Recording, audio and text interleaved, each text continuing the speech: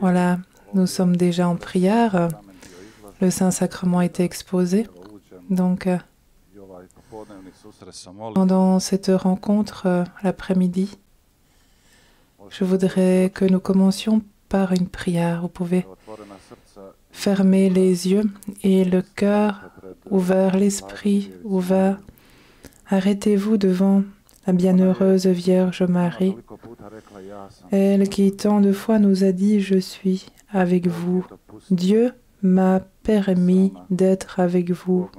Dieu m'a envoyé pour vous guider.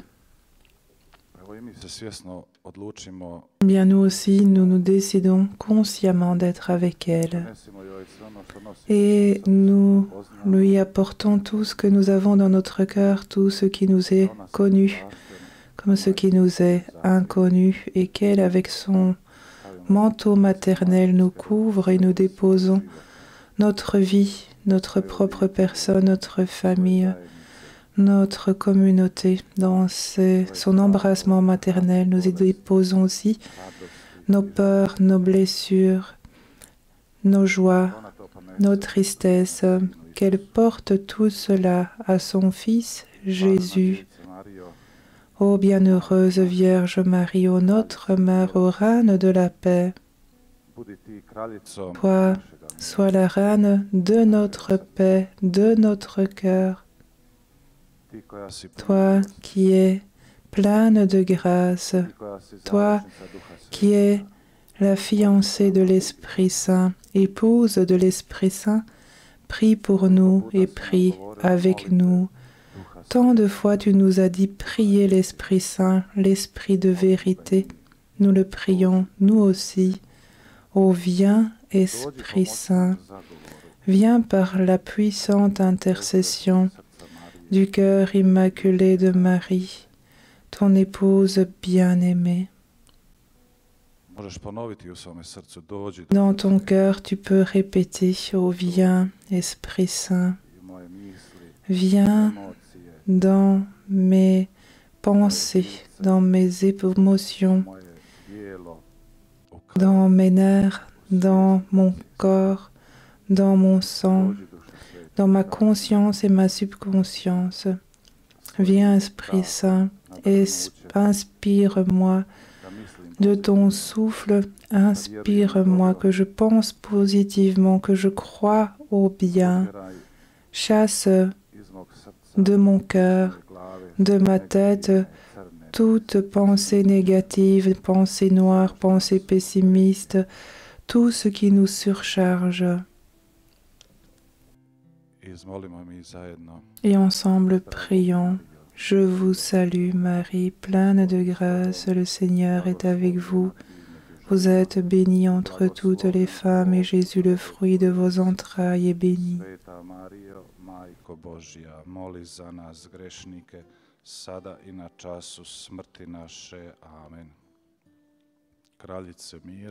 Marie, Reine de la paix,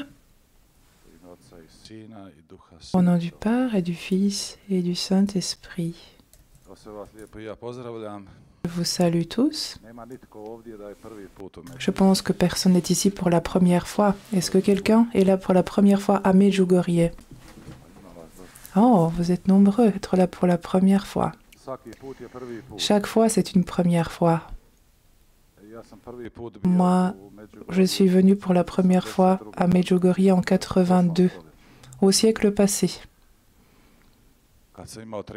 J'avais 13 ans. Je suis venu pour la première fois à pied avec ma mère, qu'elle repose en paix maintenant. Elle est décédée. Et je me souviens de la première fois, beaucoup de monde, et je me souviens que j'avais mal aux pieds. J'ai fait 45 km à pied. Et ainsi,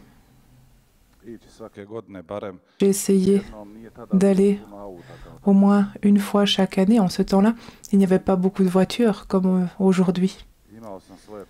J'avais mes plans, j'avais mes prières, j'avais mes intentions. Et tout ce pourquoi je priais, Notre-Dame ne l'exauçait pas. Et donc, ne venez pas me demander de prier pour vous parce qu'elle ne vous exaucera pas. Je plaisante.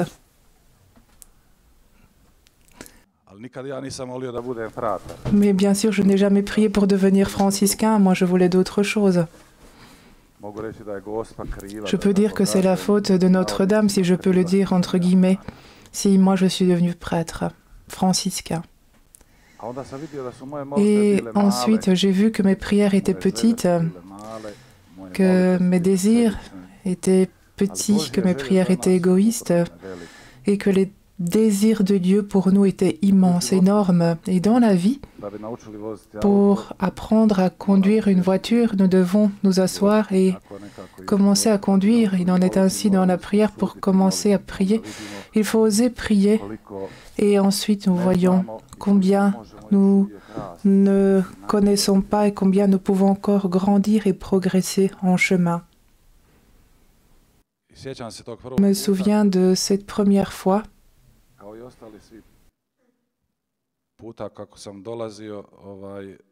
Comme toute autre fois quand je venais ici, tout était nouveau, inconnu, comme pour les paroissiens et pour les franciscains qui étaient ici. Tout est arrivé de manière surprenante, inattendue. Nous n'avons pas appelé Notre-Dame ici, mais elle est venue. C'est toujours Dieu qui prend l'initiative et pas nous. Et en tant que mère, elle nous appelle et quand aujourd'hui nous lisons ces messages, nous voyons qu'ils sont actuels aujourd'hui encore, même s'ils ont été donnés il y a 40, 30 ou 20 ans. Donc comme la parole de Dieu est toujours actuelle, et elle est toujours jeune et neuve, même si elle semble parfois humaine. Les messages de Notre-Dame sont parfois simples. On a l'impression qu'ils se répètent. Parfois, j'avais envie de dire, mais oh, Notre-Dame dit quelque chose de nouveau, quelque chose d'intéressant. Mais c'est parce que les messages Notre-Dame sont comme un signe de la route qui nous montre le chemin. Nous les comprenons si nous marchons, si nous cheminons, si nous les mettons en pratique dans la vie. Et si nous sommes sincères, ce qui est simple est souvent la chose la plus difficile dans la vie. Ce que Notre-Dame nous dit, ce ne sont pas des choses nouvelles, inconnues. Elle n'a pas inventé une nouvelle doctrine, un nouvel enseignement, mais ce qu'elle nous dit, c'est parce que nous l'avons oublié. Nous savons tout, nous savons ce qui est bon, personne ne doit nous dire cela. Mais nous avons besoin de force pour faire le bien. Et c'est pourquoi beaucoup de personnes l'ont trouvé ici à Medjugorje. Et c'est pourquoi les voyants tant de fois ont dit, nous qui voyons Notre-Dame, nous ne sommes pas privilégiés par rapport à vous qui ne la voyez pas. Car le plus important n'est pas de voir. Ce que les voyants voient, c'est une grâce gratuite, pour le dire ainsi, mais eux aussi, comme moi et toi, nous sommes appelés à répondre, à cheminer sur un chemin de foi. C'est pourquoi Jésus dit, priez, frappez, cherchez. Jésus n'a pas dit, dormez, moi, je vais veiller sur vous pour ne pas que les mouches, les moustiques viennent sur vous. Car Dieu ne peut nous donner que ce que nous lui demandons, ce que nous cherchons, ce que nous désirons. Et il peut nous donner, veut nous donner, mais quand lui décidera de donner, pas nous, nous pouvons nous être enthousiasmés par quelque chose. Jésus n'a pas dit prier cela et c'est tout. La prière, ce n'est pas de la magie, ce n'est pas une formule magique, mais il dit persévérer. Jésus n'a pas dit celui qui commence bien sera sauvé, mais il a dit celui qui persévère jusqu'au bout. Persévérer jusqu'au bout.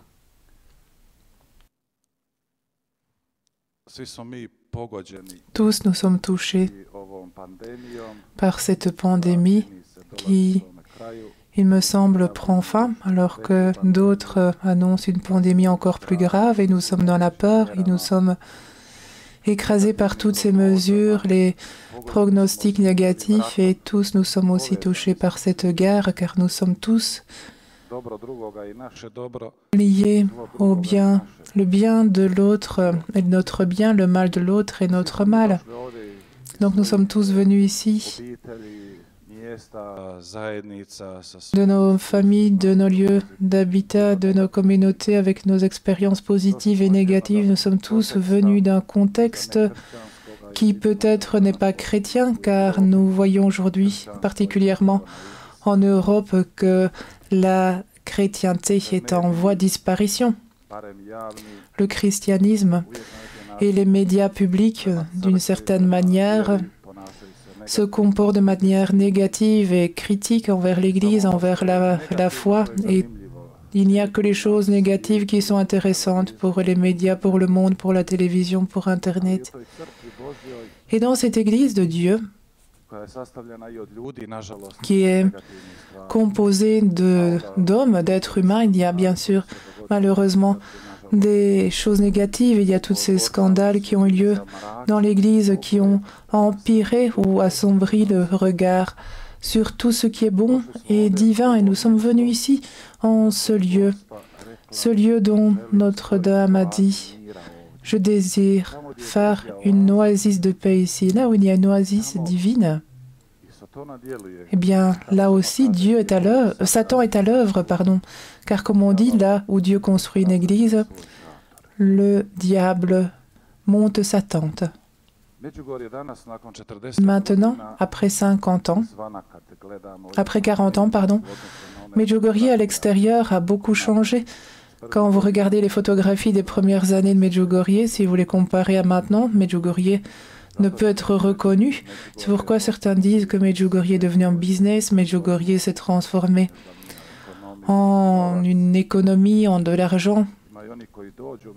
Il y a des personnes qui viennent à Medjugorje à cause de l'argent et à cause du business. Mais je dis toujours, ce que tu recherches et ce que tu trouveras. Si tu cherches du business, tu trouveras du business. Si tu cherches la grâce, tu trouveras de même la grâce.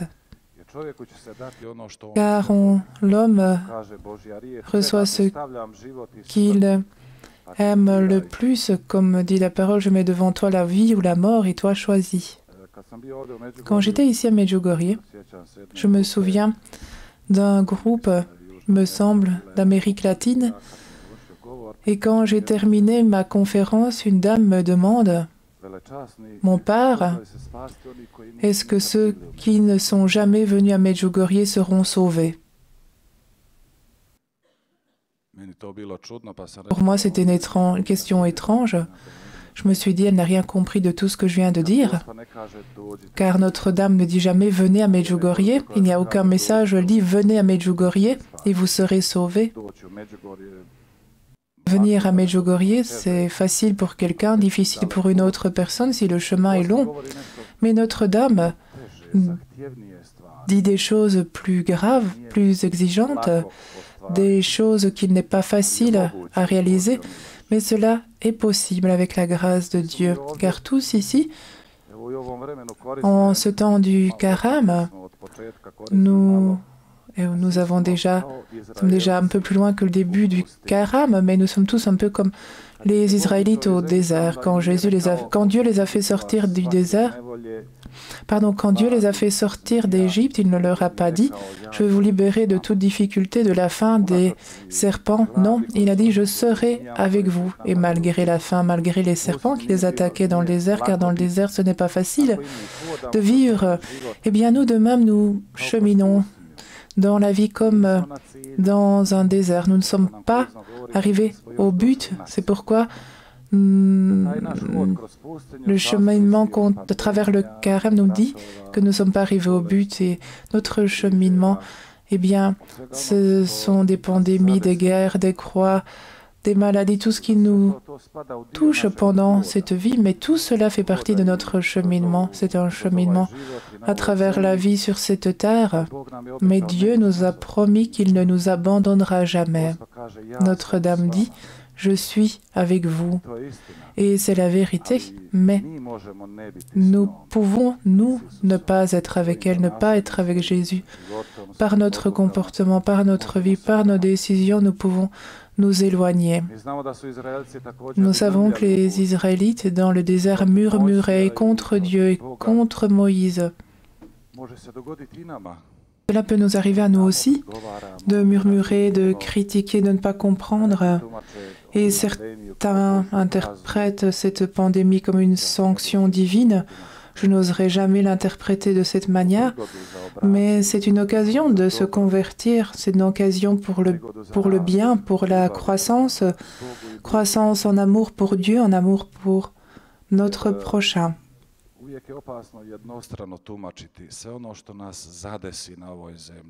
Il est toujours dangereux d'interpréter ce qui arrive dans le monde avec un seul regard. Regardez tous ces innocents qui n'ont aucune faute et qui sont écrasés par la maladie, les difficultés, la croix. Donc ce sont des questions auxquelles il n'y a pas de réponse. Jésus-Christ a répondu à cela.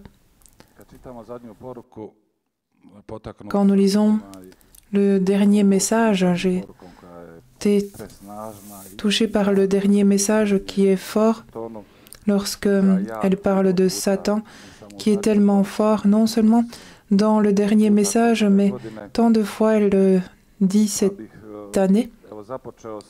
Et je voudrais commencer tout d'abord par un texte des Éphésiens, Éphésiens 6, 10 à 17. C'est une lettre de Saint Paul lorsqu'il était en prison.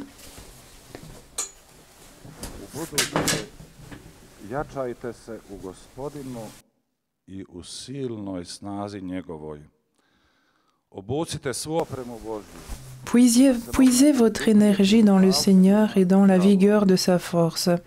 Revêtez l'équipement de combat donné par Dieu, afin de pouvoir tenir contre les manœuvres du diable, car nous ne luttons pas contre des êtres de sang et de chair, mais contre les dominateurs de ce monde de ténèbres, les principautés, les souverainetés, les esprits du mal qui sont dans les régions célestes. Pour cela, prenez l'équipement de combat donné par Dieu, ainsi vous pourrez résister quand viendra le jour du malheur et tout mettre en œuvre pour tenir bon. Oui, tenez bon.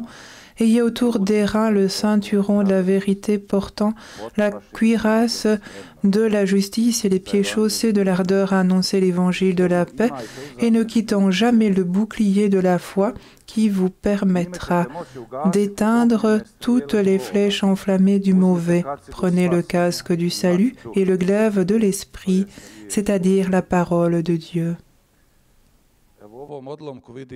Dans ce passage, nous voyons Paul mettre notre existence, notre vie dans une catégorie de lutte, de combat, d'état de guerre. Et il dit, nous ne luttons pas contre des êtres de sang et de chair, mais contre d'autres forces qui surpassent notre force humaine.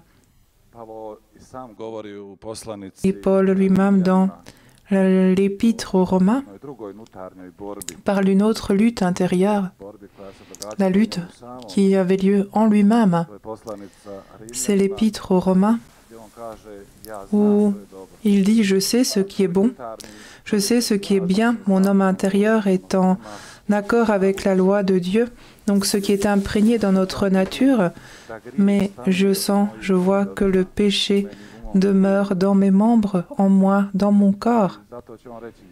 Et c'est pourquoi je dis, je suis un homme misérable qui va me délivrer de ce corps mortel. Mais il ne s'arrête pas là, il dit, je rends grâce à Dieu par notre Seigneur Jésus-Christ, car il est celui qui peut vaincre en nous, celui qui peut donner la liberté et la paix. C'est pourquoi à la fin de sa vie, il dira, je vis, mais je ne vis plus moi, c'est le Christ qui vit en moi. C'est notre chemin, chemin de sainteté auquel Notre-Dame nous appelle. C'est notre idéal. Mais quand nous nous trouvons au pied du Križevac, demain, quand nous nous y trouverons demain après-midi, eh bien, cela semble tellement haut. Il faut faire des efforts pour monter là-haut, Et quand vous arrivez en haut, vous sentez la joie, la liberté. Le regard est différent, plus large, plus grand, l'air est plus pur. Eh bien, il en est un peu de même au sens spirituel. Dieu ne nous a pas promis de mettre de l'asphalte sur toutes les routes où nous passerons. Il nous a seulement promis qu'il allait demeurer avec nous. Et quand Dieu appelait, invitait Marie de Nazareth, la fiancée de Joseph, à devenir mère de son fils,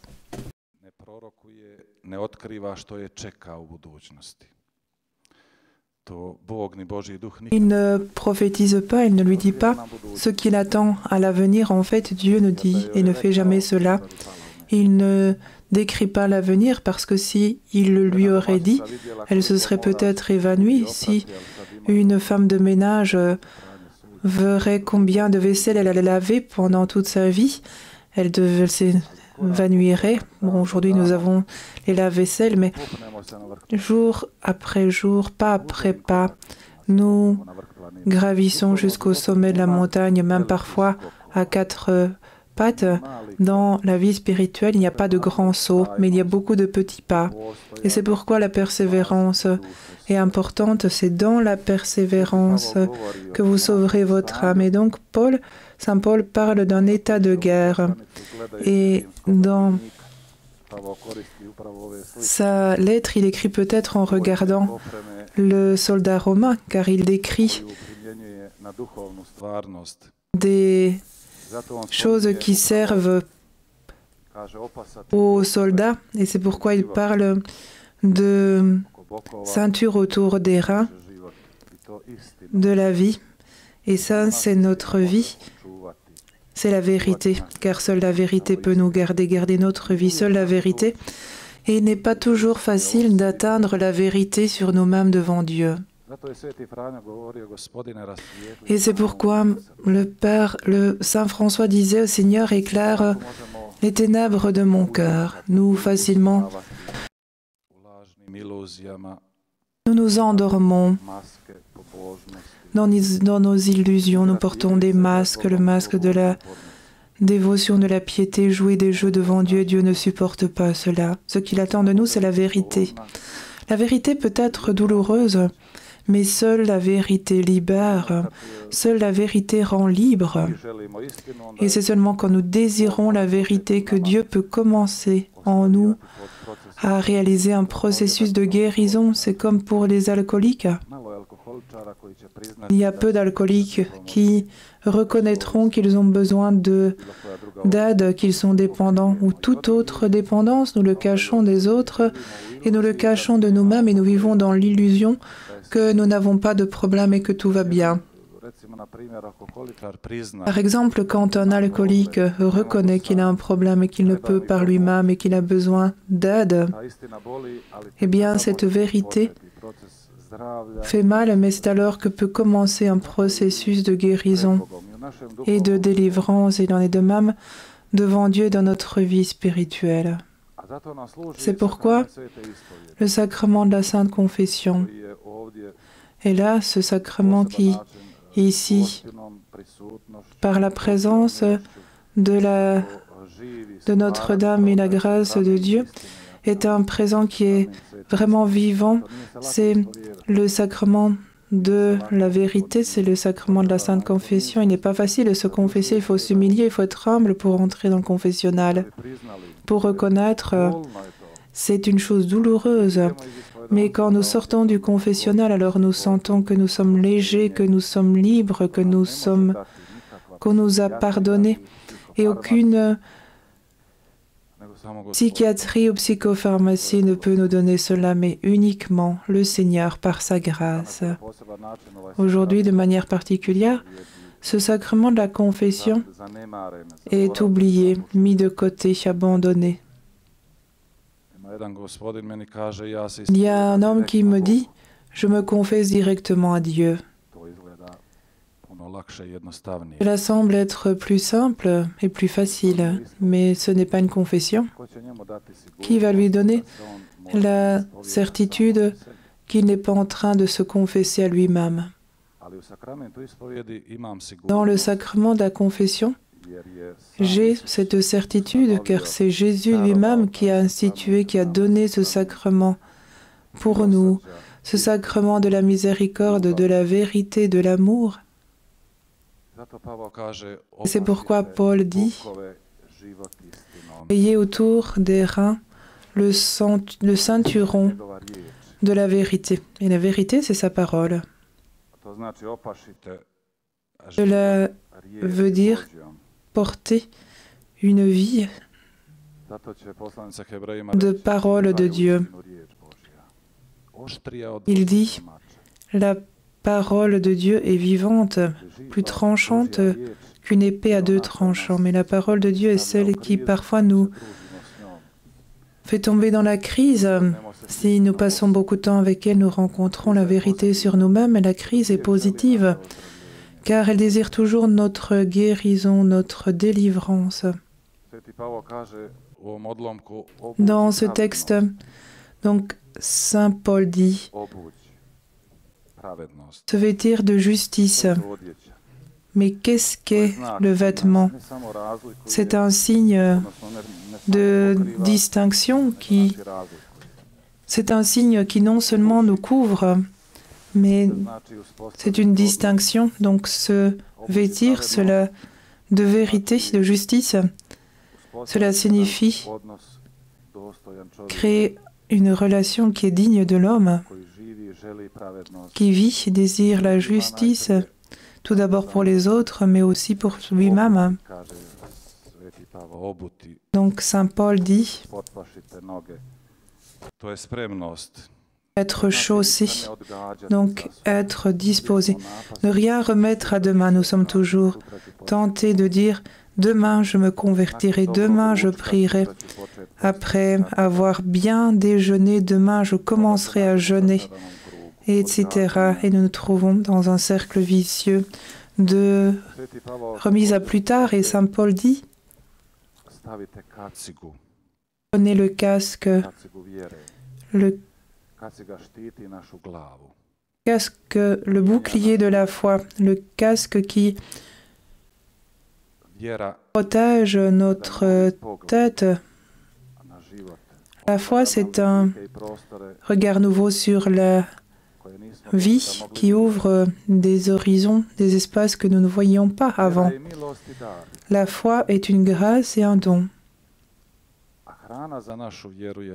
La nourriture pour notre foi et la prière, et c'est pourquoi les messages de Notre-Dame, presque 90% des messages nous appellent à la prière. Dans un message, elle dit « Chers enfants, Satan est fort. Par la prière du chapelet, vous pouvez faire des miracles, vous protéger de l'influence du mauvais. » Cela nous semble être un moyen qui est impuissant, un instrument impuissant dans nos catégories humaines, mais le regard de Dieu est différent. Si nous regardons et croyons que Dieu tient entre ses mains l'univers et l'histoire humaine et toutes nos petites vies entre ses mains, et qu'il peut tout tourner en bien, eh bien la prière du chapelet est un acte d'abandon, de confiance, et Notre-Dame nous appelait à cette prière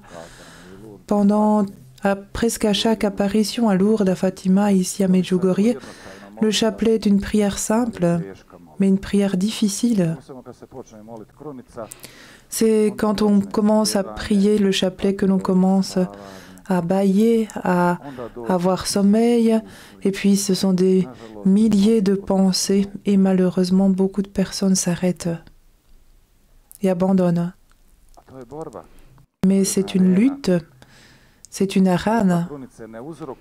La prière du chapelet ne cause pas la distraction, mais la prière du chapelet nous découvre que nous sommes distraits, que nous sommes ici avec notre corps dans la salle, mais nos pensées, notre esprit peut s'évader.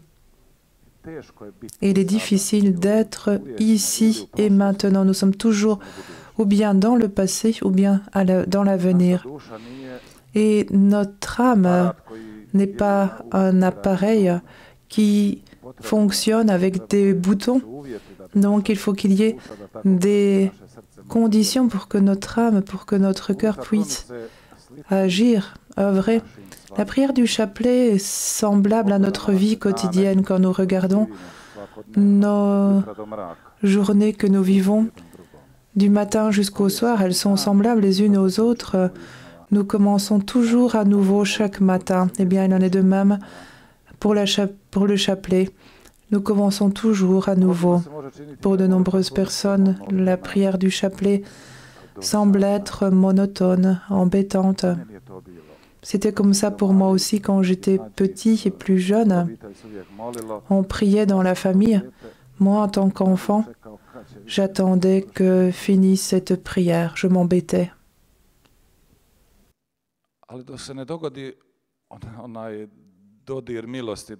Jusqu'à ce qu'arrive ce que je décrirais comme un toucher de la grâce, quand tu comprends que d'autre côté, il y a aussi un cœur et une oreille qui écoutent tes prières. Quand tu sens que la prière du chapelet est une conversation vivante, il m'arrive aujourd'hui encore, ou il m'est arrivé, d'essayer de chercher d'autres formes de prière, de méditation, de la parole de Dieu où le chapelet était difficile, puis je revenais au chapelet. Aujourd'hui, je lutte encore avec la prière du chapelet. Aujourd'hui encore, je suis distrait, mais je n'en fais pas un drame. Quand je vois que je suis distrait, bien je reviens à nouveau à la prière, mais c'est une lutte, c'est un exercice, une discipline pour notre volonté, mais aussi pour nos pensées, notre cœur. Et nous voyons que je progresse avec des pas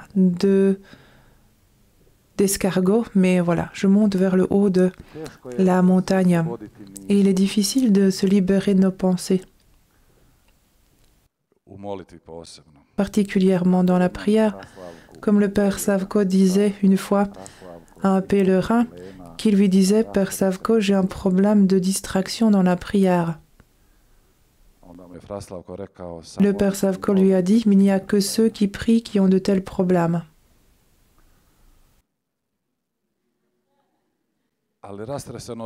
Mais la distraction n'est pas seulement un problème dans la prière, cela a lieu dans la vie aussi. Tant de fois, nous cherchons nos lunettes et elles sont sur notre tête.